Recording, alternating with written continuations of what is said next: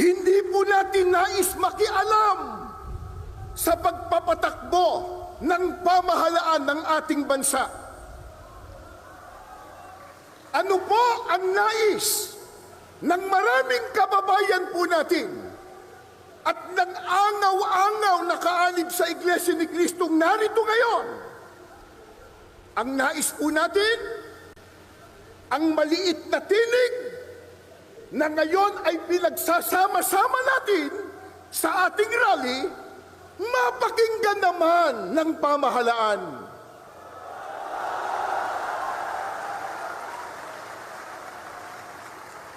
Bago tayo matipon dito kaninang umaga, meron pa po kaming nabasa at narinig, isang politiko,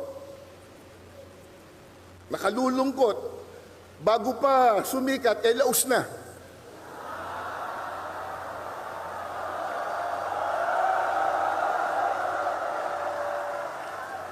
Nang makita po ang milyong ito, milyong-milyon, na dami lang tao, abay sinabi niya kanina, kahit marami yan, minurya pa rin sila.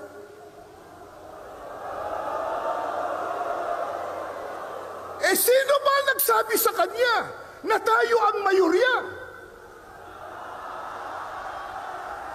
Pero, sa dami natin ngayon, at sa lakas ng tinig ng mga mamamayang Pilipino, parang tayo na ang nasa mayorya.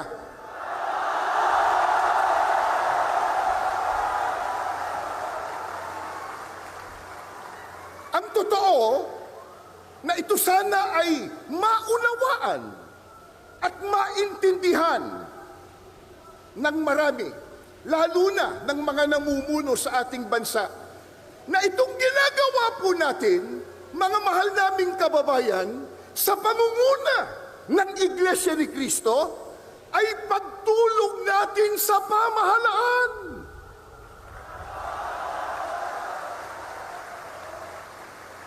Tumutulong tayo sa kanila na kanilang makita, na kanilang madama ang tunay na damdamin ng taong bayan na naglukluk sa kanila.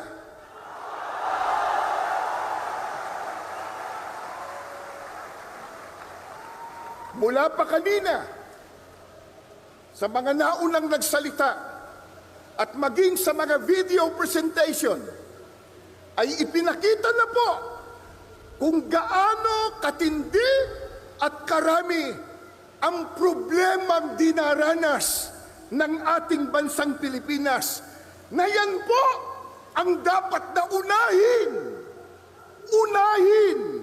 na asikasuhin at bigyan ng solusyon ng mga naluklok sa tungkulin o namumuno sa ating bansa.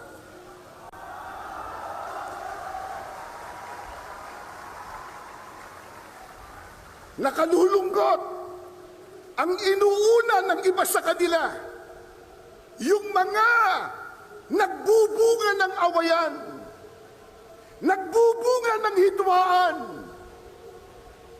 na alam naman nating lahat na ang ginagawa nila, pamumulitika lamang. Tulad ng isinusulong nila na impeachment ng pangalawang Pangulo. Sinabi na ng ating kagalang-galang na Pangulong Ferdinand Marcos Jr. at alam na po ng marami nating kababayang Pilipino, ang totoo, nating lahat. Kasi po, kahit mahihirap lang ang maraming Pilipino, manurunong naman tayong umintindi. Hindi tayo mangmang. Isigaw nyo nga, hindi mangmang, hindi mangmang, hindi mangmang. At lalong hindi tayo bobo.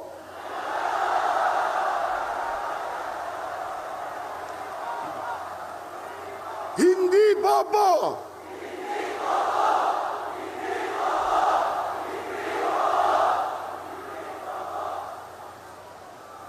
Sana marinig yan ng isang abogado. Naintindihan po natin, naunawaan po natin, na yung sinabi ng Pangulong Ferdinand Marcos Jr. ay tama. Totoo na yung isinusulong nilang impeachment laban sa pangalawang Pangulo, hindi po makatutulong. Hindi po makapag-aangat ng kalagayan ng pamumuhay ng kahit isang Pilipino. Ang tanong, yan ba naintindihan ng mga mambabatas? Naintindihan? May ginawa silang manifesto raw na sila daw ay nagkakaisa na suportahan ang Pangulo ng ating bansa. Kaya lang, nakapagtataka, ang kanilang ginagawa, kabaliktaran. Sa pagkatahasan nilang sinasalungat, kinokontra yung sinabi ng Pangulo ng Pilipinas. Mga kaibigan, mga kababayan, at mga mahal po naming mga kapatid, hindi maikakaila, matindi na ang problemang nararanasan ng ating bansa, lalo na po sa ekonomiya. Hindi po ba yan ang dapat talagang unahin at bigyang solusyon, bigyang prioridad ng mga namumuno sa ating bansa? Gaya ng nabanggit natin, nakalulungkot po sapagkat hindi yan ang nakikita natin ginagawa ng iba sa kanila. Ang ginagawa ng iba ay nagpapalubha sa problema pangkabuhayan ng Pilipino. Ang magbigat pa, yung ginagawa nila, nagdudulot ng bahabahagi, nagdudulot ng kaguluhan, hidwaan at pagtatalo.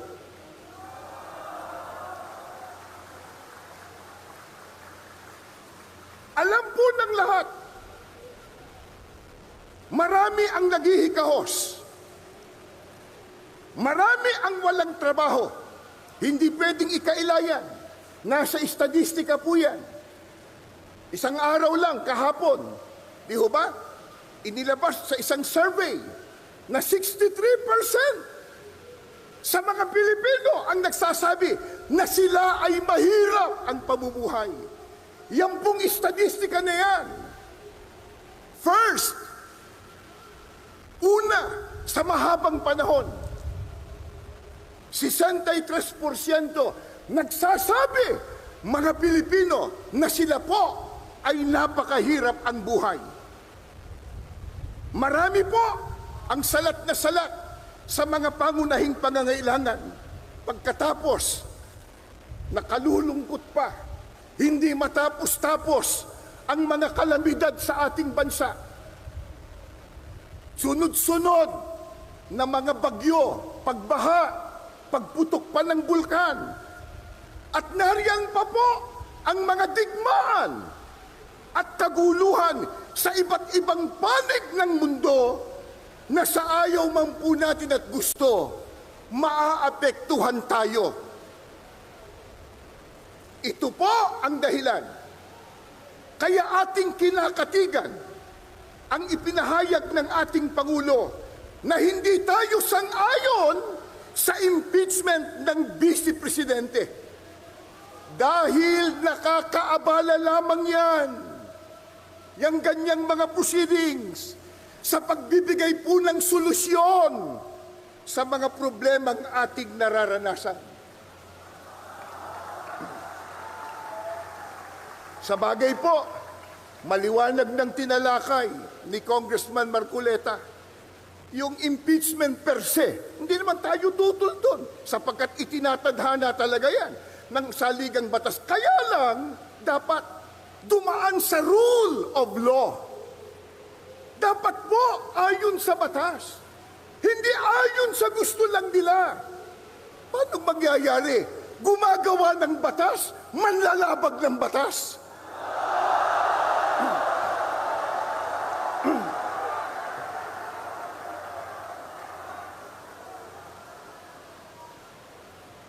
Kaya, ang ating panawagan sa mga mahal po nating leader sa ating bansa, gaya ng nakasulat sa inyong mga placards at inyo pong isinisigaw, mga kapatid at mga kababayan, unahin po natin ang tao, hindi ang kapakanan ng partido.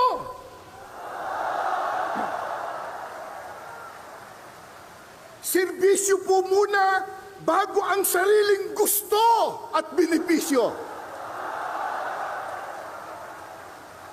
Ngayon ay 2025 na. Sa bagong taon ay unahin ang pag-unlad ng bayan, hindi ang pagbabangayan.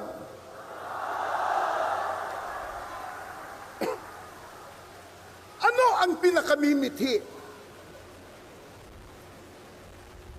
at hinahangad ng bawat isang mamamayang Pilipino, ng bawat isang narito? Kaya tayo nagpakapagod,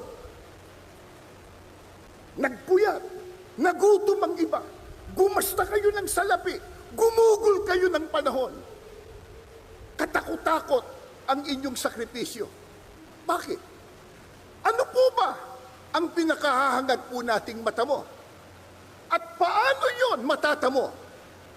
Tuturuan tayo, hindi ng politiko, kundi ng Diyos sa pamamagitan ng kanyang salita na nakasulat sa Biblia.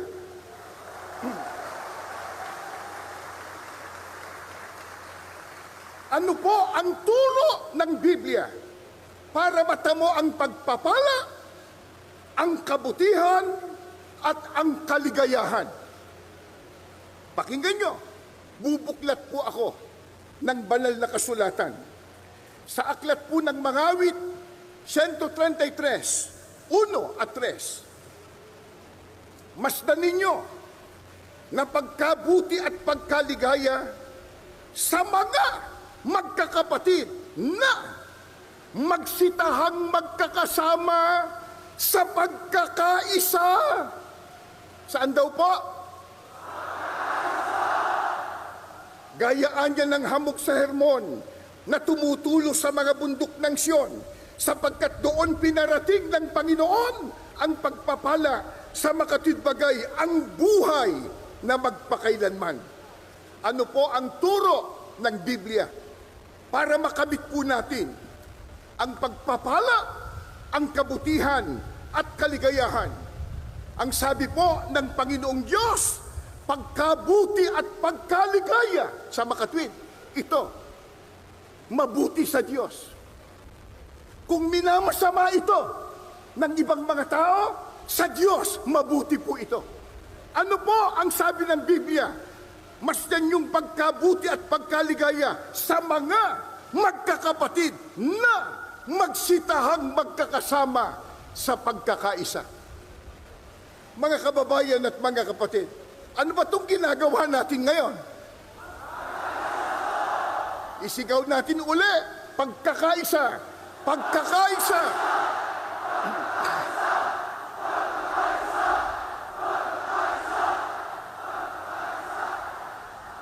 Ano ang katunayan na pagka nagsama-sama at nagkaisa, ito po ay mabuti sa ating Panginoong Diyos? Sapagkat ang sabi pa ng Biblia, doon ipinarating ng Panginoon ang pagpapala. Pagpapalain. Kailan? Pagka nagkaisa. Paano ka pagpapalain kung watak-watak? Paano ka pagpapalain kung may hidwaan? Kung may kampi-kampi? Sa makatwid, yan po ang pinakalundo ng ating rally na ito. Pambansang rally para sa kapayapaan, Pero magsisimula yan sa pagkakaisa na nais ng ating Panginoon Diyos. Sa bagay, sino ba ayaw na magkaisa? Sino ba ayaw na maging mapayapa? At higit sa lahat, sino ba ayaw ng pagpapala? Lalo't galing sa ating Panginoon Diyos. Pero, paano natin magagawa yun? Magkakaiba tayo ng lingwahe. Ha? Meron tayo ditong mga kapatid. Nakikita ko po Maynila, Rizal, Laguna, San Pablo, iba't ibang dako. Magkakaiba tayo ng lingwahe at dialekto. Magkakaiba ng partido. Magkakaiba pa ng relihiyon at interes. Paano po magagawa yung pagkakaisa? Hindi po mahirap. Itinuro din ng Panginoong Diyos. Nakasulat din po sa Biblia, sa Colosas 3:14. Ito po, higit sa lahat, taglayin ninyo ang pagmamahalan na siyang nagbubuklod sa ganap na pagkakaisa. Paano po mabubuklod sa pagkakaisa? Kailangan pala ang pagmamahalan. Bagamat may kani-kanya tayong opinyon sa isang partikular na issue, iba't ibang kalagayan ng ating buhay o interes, pero kung udyok ng pagmamahalan sa isa't isa, lalo't pagmamahal sa ating bansa, tayong lahat mabubuklod sa pagkakaisa.